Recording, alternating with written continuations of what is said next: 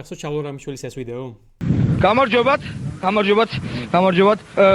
მინდა გითხოთ, თქვენ ქართველი ხართ? დიახ. თქვენთვის რამდენად მნიშვნელოვანია სტაბილურობა საზოგადოებაში? რა თქმა უნდა, სტაბილურობა ახლა ძალიან გვჭირდება. შენი დედა მე. შენი დედა სტაბილურობა, ეთილდღეობა, სტაბილურობა. გახსოვთ, დამორდა 92 წელს. დამშვიდით. სტაბილურობა. სიმშვიდე.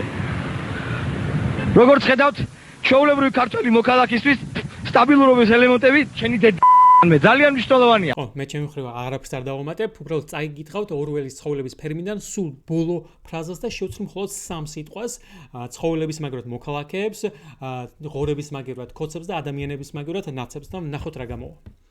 ახლა კი მიხვდნენ მოქალაქეები, რა იმართებოდათ კოცებს, რატო ეცვლებოდათ სახეები. ფანჯარასთან გაყუჩებულები ხან კოცებს აკვირდებოდნენ და ხან ნაცებს და ვეღარ არ ყვებოდნენ ვინ იყო ვინ, რომელი იყო კოცი და რომელი ნაცი.